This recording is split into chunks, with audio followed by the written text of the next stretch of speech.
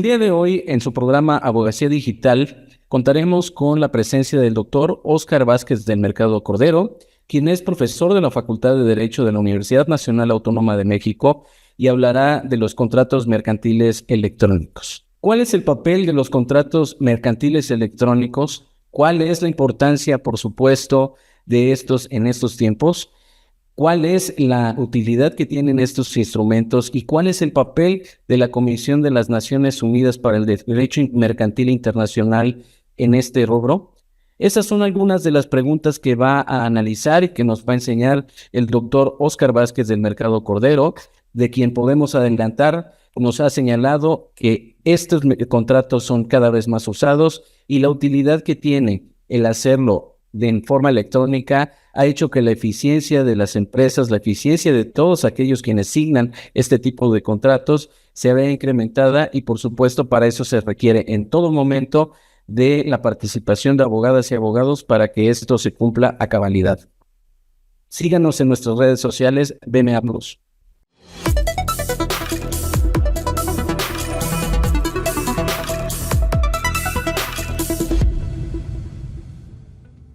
Ya estamos con el doctor Óscar Vázquez del Mercado Cordero, quien es un profesor muy querido de la Facultad de Derecho, muy respetado, y también es árbitro comercial internacional. Le agradecemos mucho su presencia en su programa Abogacía Digital, doctor Vázquez del Mercado. ¿Qué tal, Toño? Buenas tardes a todo el auditorio y muchísimas gracias a la Barra Mexicana, Colegio de Abogados, por esta invitación para platicar de estos temas que en la actualidad pueden ser pues de interés, sobre todo en el ámbito internacional. Y viene muy a colación de la temática que manejamos normalmente en el programa Abogacía Digital. Veíamos algunos de los cursos que están dando, cursos de actualización docente en la Facultad de Derecho, y uno de los en los que usted participa, muy interesante, y en el que desarrolla un tema que además despierta mucho interés en el foro jurídico, que es el de los contratos mercantiles electrónicos, y en los cuales usted tiene estudios muy serios desde hace mucho tiempo, y que el día de hoy parecerían estar tomando un nuevo impulso derivado del uso de tecnologías para diversos actos jurídicos, entre ellos, por supuesto, la concreción de acuerdos entre particulares en este caso. ¿Qué nos puede decir, doctor, sobre los contratos mercantiles electrónicos? En relación con la contratación, los contratos mercantiles electrónicos, es muy importante establecer en primer lugar que existen instituciones de carácter internacional muy serias que han buscado una unificación para normar criterios, normar jurídicamente, económicamente, muchas actividades, entre ellas la contratación mercantil y sobre todo la contratación mercantil internacional. Entre estas instituciones podemos mencionar una que es muy importante, que es la Comisión de Naciones Unidas para el Derecho Mercantil Internacional, conocida comúnmente como CITRAL por sus siglas en inglés. Esta Comisión de Naciones Unidas, si busca, o el papel de ella en este sentido, es un papel muy amplio, pero en este sentido, en relación con los contratos mercantiles electrónicos, busca una armonización de las normas sobre la contratación mercantil internacional. Este ha sido un problema central y también podemos llamarlo multifacético. Sí, la labor de un CITRAL ha contribuido para establecer un marco jurídico uniforme, muy moderno, que facilita el comercio electrónico transfronterizo y se busca reducir las barreras legales derivadas de las diferencias entre los sistemas jurídicos y los sistemas generales a nivel internacional, los sistemas jurídicos de cada uno de los estados. Esto puede Y ser... aquí tenemos, Sí. aquí tenemos una participación, evidentemente, de las Naciones Unidas, tenemos esta comisión que ya usted señala, y también tenemos a partir de ahí, doctor, una ley modelo que idealmente tendría que ser tomada en cuenta para la armonización, como ya señalaba, de los órdenes jurídicos nacionales. ¿En qué camino estamos y cuál ha sido el papel, digamos, de esta ley modelo para esta armonización? Bueno, yo te quisiera comentar que no es una, sino son varios instrumentos, ¿sí? En primer lugar, podemos hablar de la ley modelo sobre comercio electrónico que fue publicada en 1996. Esta ley proporciona los principios fundamentales que son, por ejemplo, la igualdad entre la forma electrónica y la tradicional, la neutralidad tecnológica, la equivalencia funcional, la no discriminación. Y esta ley los estados la pueden adoptar en su legislación nacional para reconocer y regular transacciones electrónicas transfronterizas, y también los particulares las usan. Una segunda ley que complementa sería la ley modelo sobre firma electrónica. Esta publicada, si no mal recuerdo, en el año 2001, con sus respectivas guías de aplicación, y esta establece las reglas comunes sobre el uso y reconocimiento de firmas electrónicas, facilitando la aceptación en los contratos mercantiles electrónicos. Y otras dos que también son muy importantes, una de ellas es la Convención de Naciones Unidas sobre el uso de las comunicaciones electrónicas en los contratos internacionales.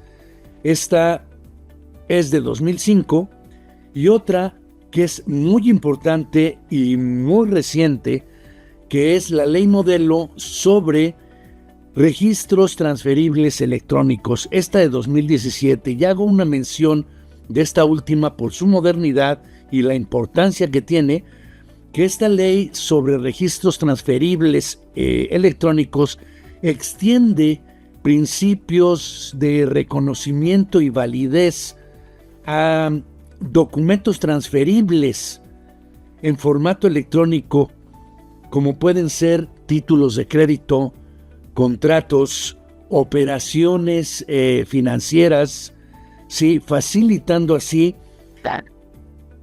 esas transacciones que son muy complejas en el entorno digital. Entonces hablamos de estos 4 instrumentos que en la actualidad son fundamentales. Y mire, hay una parte que hemos platicado en este programa y sobre todo en los temas de justicia administrativa, y quisiera saber qué pasa en este caso con el derecho mercantil, y tiene que ver particularmente con la firma electrónica. La firma electrónica para efectos de algunos tribunales de justicia administrativa, hay algunos que se encuentran con un convenio con el Servicio de Administración Tributaria, otros con el Poder Judicial de la Federación, por ejemplo, que ellos tienen sistemas los más avanzados tal vez en lo que tiene que ver con lo público, en lo que hace a la firma electrónica. En el caso de la firma electrónica, ¿cuáles serían, doctor, las instituciones, si es que hay unas instituciones que le den el visto bueno y que le brinden esta seguridad a la firma electrónica de las personas morales o físicas que están firmando contratos en este ámbito? Sí, mira, en este sentido, la ley modelo de UNCITRAL que mencioné del 2001 nos da todas las bases, todas las normas que nos puedan servir para ya en la aplicación interna de cada estado, en este caso México, podamos regular la firma electrónica. ¿Qué sucedió? Estas 2 leyes, fundamentalmente las 2 primeras, la de comercio electrónico y la de firma electrónica, quedaron incorporadas a nuestro Código de Comercio en el año 2003. Posteriormente, en el año 2007, hubo una modificación para adecuarlas porque la incorporación en 2003 dejó mucho que desear en cuanto a lo que tenía, y se modificó y se complementó, se fortaleció en el 2007. A partir de ahí se fue ampliando y se crearon 2 capítulos más, que fue el de la digitalización, que es el último, pero antes de él se habló o se creó la certificación de las firmas electrónicas y los documentos electrónicos. Y nuestro Código de Comercio nos establece cuáles son las instituciones que pueden certificar la firma electrónica, y ese concepto de certificación es jurídicamente dar certeza, dar aquello que no se le pueda quitar validez jurídica a los actos, a los contratos, y en este caso también a todas las transacciones que se hacen, y me refiero a transacciones como actividad electrónica dentro de los tribunales, dentro del SAT, y entonces el propio Código de Comercio establece que las leyes que crean distintas instituciones les dan las facultades para certificar. Entre ellas, por ejemplo, bien mencionabas tú, al sistema de administración tributaria, el SAT, o los tribunales, ya sea federales o locales. Y entonces este Código de Comercio nos da esa certeza a través de reglas que vienen de las leyes modelo de UNCITRAL. Hay otro tema que ha despertado mucho interés, doctor, respecto de lo que hoy nos reúne, y es de qué manera estas leyes modelo, y particularmente la ley modelo sobre comercio internacional, establece los lineamientos para saber el momento y lugar en el que se da el perfeccionamiento de un contrato. ¿Qué pasa en este caso, en donde no tenemos muy claro a veces dónde se firmó, cuál es la jurisdicción, cuál es la legislación aplicable? ¿Qué pasa con él? Sí, en este sentido es muy claro estas leyes, y al haberlo incorporado a nuestro Código de Comercio, sí, nos da precisamente todas estas bases para poder establecer en qué momento vamos a perfeccionar un acto jurídico de carácter mercantil, ¿sí? Y aquí tenemos que hablar de dos momentos que son muy importantes. Uno de ellos, con la emisión del acto, plasmada en un documento electrónico, y por otro lado, la recepción de ese instrumento. Y entonces hablamos del emisor del contrato. Ya en este caso hablamos de contratos, no forzosamente tienen que ser contratos. Y por otro lado vamos a hablar del destinatario. Y entonces el propio Código de Comercio me establece en qué momento se puede perfeccionar. Y ahí hay que tener circunstancias que es lo relacionado con los principios jurídicos que promueven la armonización a la que me he mencionado. Y estos principios jurídicos son, por un lado, la equivalencia funcional y por otro lado, la neutralidad tecnológica. Y un tercer elemento es la no discriminación, ¿sí? Y entonces, el propio código me dice en qué momento podemos considerar como perfeccionado, y por consecuencia surgen obligaciones para las partes que participan en la celebración de un contrato por medios electrónicos, es decir, como antiguamente se mencionaba y todavía se menciona en el Código de Comercio, los contratos entre presentes y entre ausentes. Y a partir de ahí, lo que podemos ver normalmente, lo sabemos, doctor, en los contratos tratamos de cubrir la mayor parte de los supuestos que puedan surgir en aras de mitigar el riesgo de llegar a un conflicto. Y aquí viene la siguiente pregunta. Esta UNCITRAL y estas leyes modelo, ¿qué mecanismos proponen para un posible conflicto que se pueda dar en los contratos electrónicos en operaciones transfronterizas? ¿Cuáles serían, a dónde acudimos, qué tendríamos que hacer? Claro que sí. Mira, UNCITRAL, en este sentido, tu pregunta es ¿qué mecanismos se proponen para resolver conflictos? Sí, en primer lugar, UNCITRAL no crea un tribunal internacional para contratos electrónicos, ¿sí? Sino que lo que propone son mecanismos jurídicos muy concretos para poder encauzar, para poder prevenir primero, después encauzar y resolver los conflictos que surgen en operaciones transfronterizas. Ese es un concepto muy importante, concepto que se ha tomado en muchas normas de carácter internacional. Por ejemplo, en el caso del derecho mexicano, la ley de concursos mercantiles habla de los concursos mercantiles transfronterizos. No quiero salirme del tema, me regreso a los contratos, pero hablamos de las operaciones transfronterizas celebradas por medios electrónicos, y en este sentido, la idea de un CITRAL, que no es crear un tribunal internacional como lo mencionaba, es darle certeza, darle neutralidad y darle autonomía a las partes que participan.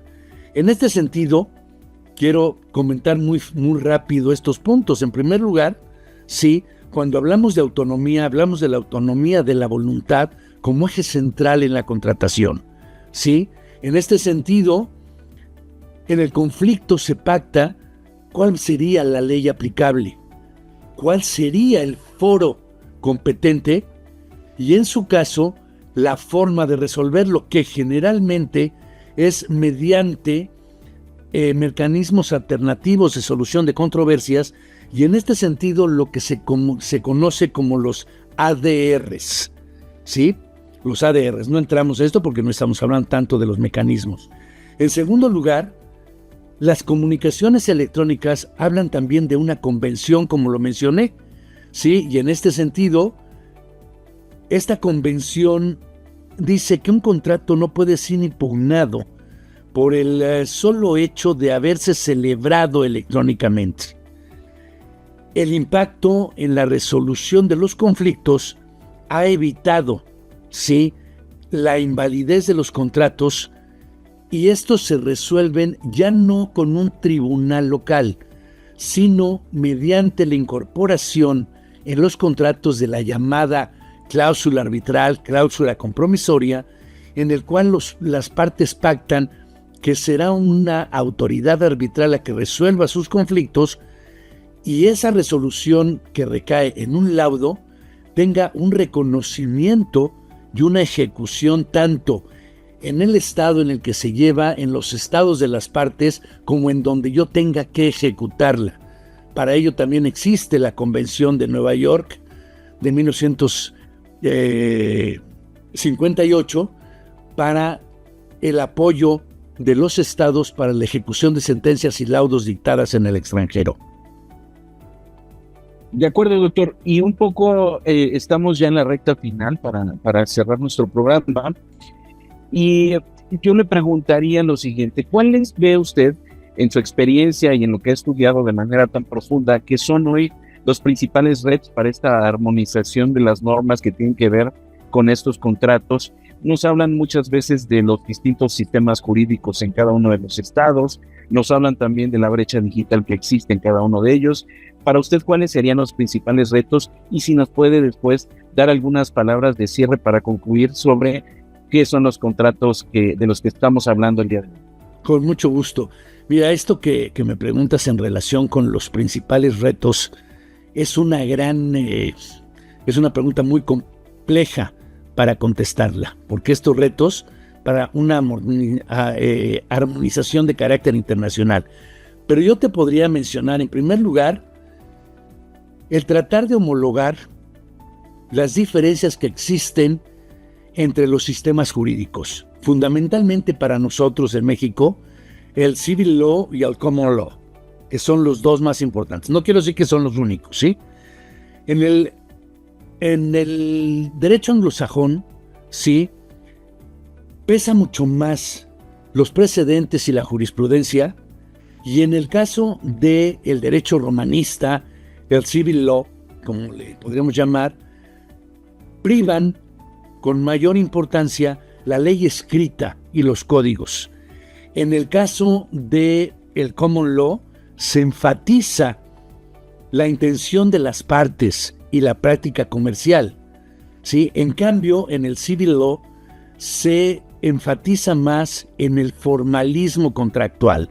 Entonces, esto nos lleva a una problemática, que es la formación del contrato, cómo se perfecciona el contrato y la firma del contrato.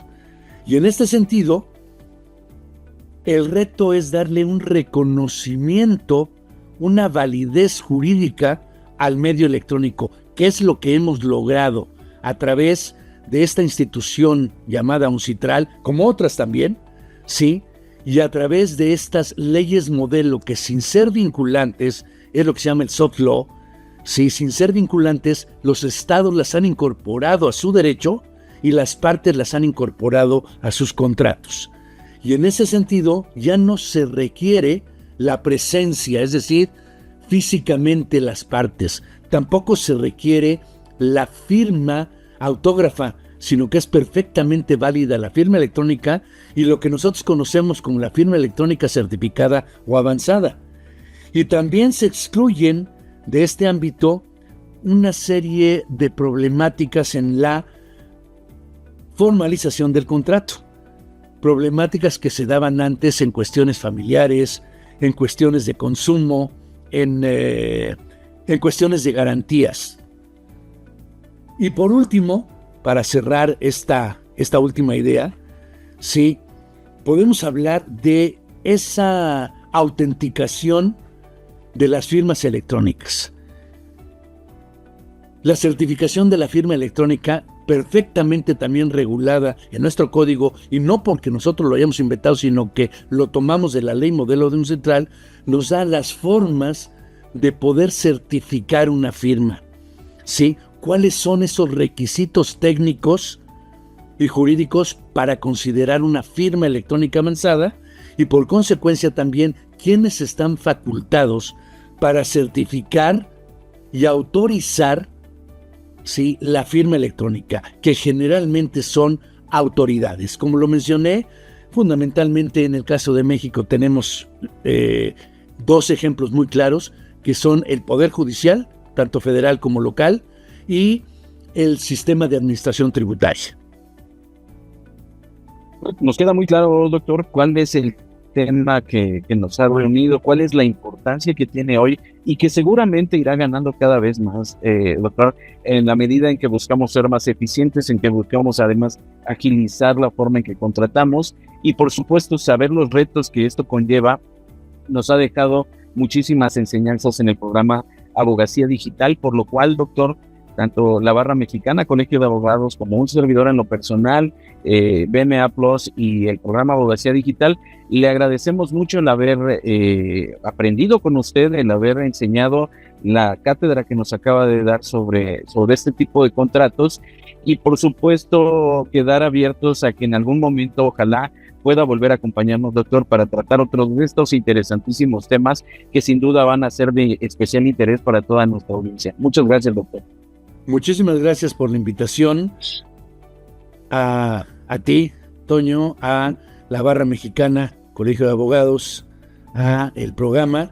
Y sí, pues ha sido muy corto el tiempo para poder abordar un tema tan amplio como es la contratación mercantil por medios electrónicos y ver cuáles son sobre todo esos retos para la armonización internacional.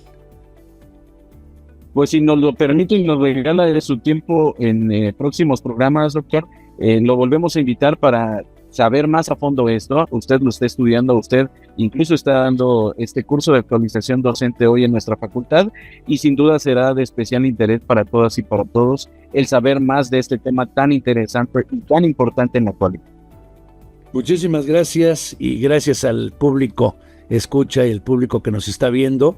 Espero que pueda haberles sembrado algunas dudas y estoy a la orden para resolver las dudas o ampliarlas. Muchas gracias, doctor. Este ha sido el programa Abogacía Digital. Nos vemos en la próxima edición. Muy buenas tardes. Como pudieron ver, los contratos mercantiles internacionales son instrumentos de especial relevancia en tiempos en que la globalización y la integración son una realidad. Por supuesto, todos los agentes que se encargan de firmar este tipo de contratos, este tipo de acuerdos de voluntades, requieren seguir modelos como puede ser la ley modelo de esta Comisión de las Naciones Unidas para el Derecho Mercantil Internacional, y es ahí donde entra tanto los organismos internacionales como seguramente la asesoría de abogadas y abogados para que todo ello logre desembocar en buenos términos. No se olviden de seguirnos y por supuesto tampoco se olviden de estar con nosotros en el próximo programa de Abogacía Digital por aquí, por BMA Plus.